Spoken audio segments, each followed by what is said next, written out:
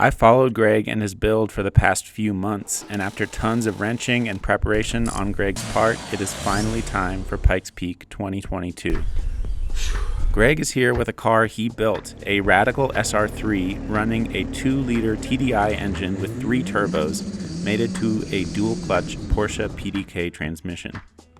The goal is to break the diesel record, currently 1124.065.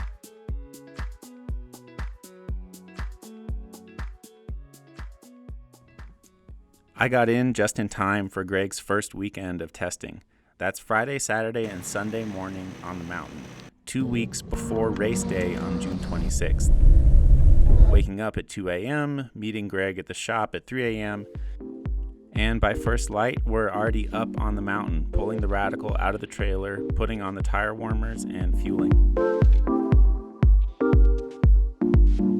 In this video, I want to show you all what it's been like for me to crew for Greg, how much Greg hustles to make this happen, and the problems and problem solving from our first few days testing on the mountain.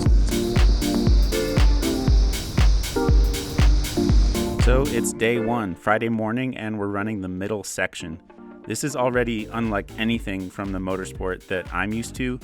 Most racetracks are in places only a mother could love, but Pikes Peak brings the love for cars and the mountains together.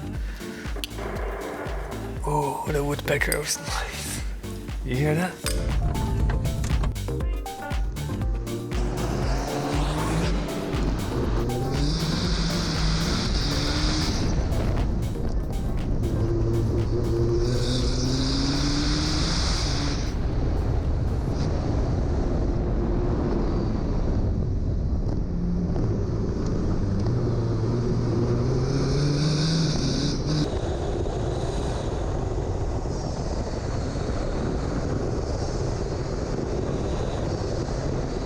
After the first run, the CVs were loose, so we torqued and remarked them with a paint marker. Okay, this one also. Every day this weekend, we have until 8:30 a.m. to test on the mountain. Then officials will open the road back up to the public who are visiting Pikes Peak. It's better and better every time. 250 with 251. We need to get to the bottom of the fuel pressure issue and a loss of power. And by we, I mean Greg. I accelerate 100%, and the fuel pressure should be 2,500 bars, and it's like 200 bars. So there's no fuel that gets to the engine.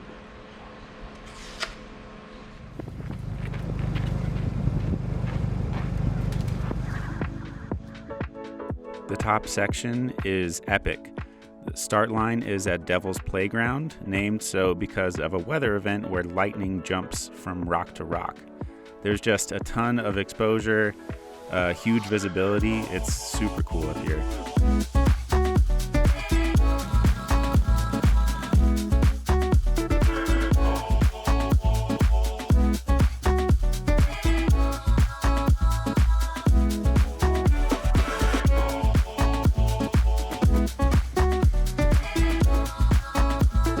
This is Greg at the starting line. That's Zach behind him. Greg is based out of Zach's garage for Pikes Peak. Zach has a sweet Land Cruiser with a burrito warming tray under the hood. It works awesome. No fucking way. It works. So I want to make one that has a lid and that I can put pizza in.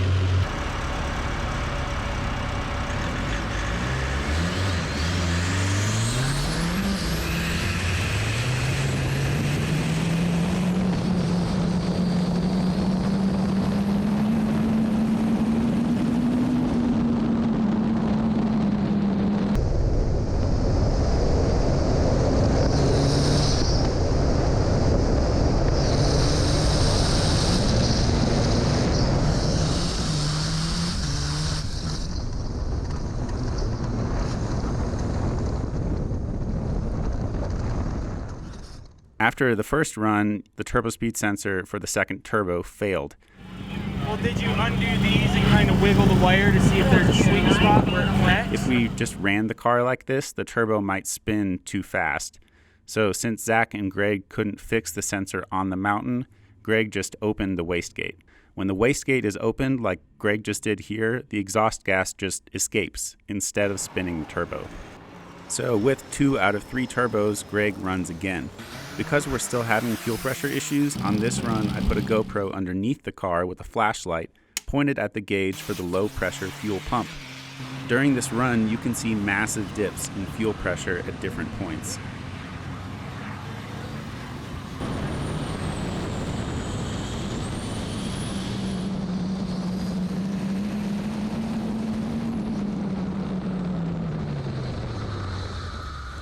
I'm so pumped about this project.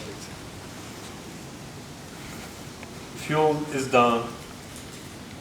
Braking is done.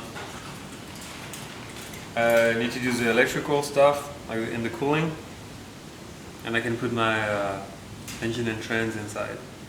And then there will be a little bit of fabrication for the 3rd turbo. Put it somewhere that's nice, and then exhaust. 3 turbos. Yeah, triple turbo. Let's say you have 5 airpin at Pikes Peak, where you're in 1st gear, and you have to go so slow that the airpin is tight, and there is a gain of elevation in that turn that's almost like 10 feet. The gain of elevation is huge. So you have to slow down because it's super tight, and then you end up like this, and that's where you need this tiny turbo to, it's already spooling and making all the boost, and I feather the pedal, and it's there. It's always responsive. Actually, I have to be careful because otherwise it just spin the car. But it's super responsive, and that's, I think that's the key of my setup for the diesel record, is this triple turbo, which nobody has dialed in.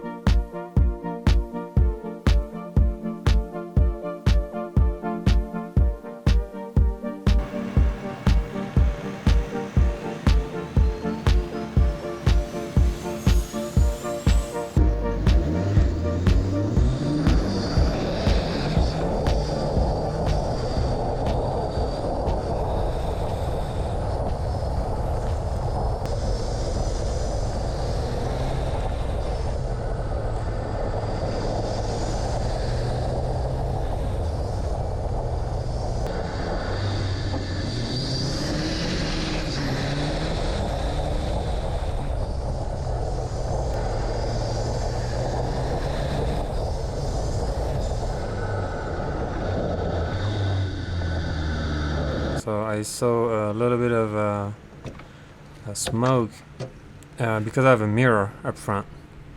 So I noticed a little cloudy, just a little bit. So it's smoking somewhere. You never know if it was like a beginning of a fire or just some oil getting a little too hot. But so yeah, it was a little bit worrying. Because when you stop the race car, you also stop the airflow, and essentially what happened is like a heat sink. The heat increase, and a fire can start when you stop the car. And also, I didn't want to pull the extinguisher for no reason, so that's why I was just being very careful. But so yeah, it was a little bit worrying. Nothing too bad. I mean, it wasn't catching in fire, so I was just making sure it would just not grow into a fire.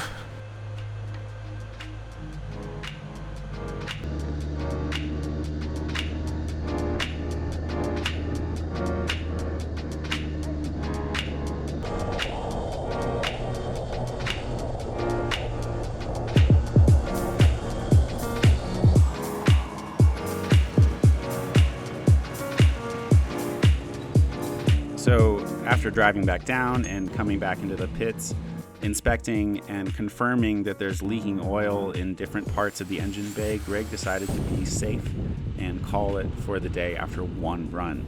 So in addition to all your other expenses here, testing costs $1,000 a day. So that is an expensive sunrise. So that's the first weekend of testing in the books. Thank you so much for watching. I really appreciate it. And so does Greg.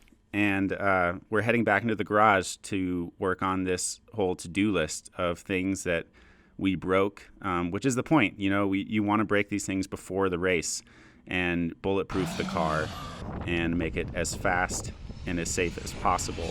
So again, thank you for watching. I'd love to hear from you all here on YouTube and on Instagram at Michael Ross. I'll write it out. And Greg is at Boxeer. That's his business.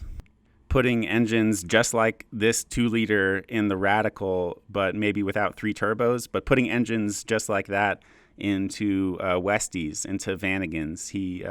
He builds engine kits and ships them out. So hit him up if you have a Westie, of course.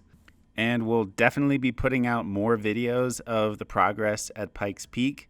So stay tuned.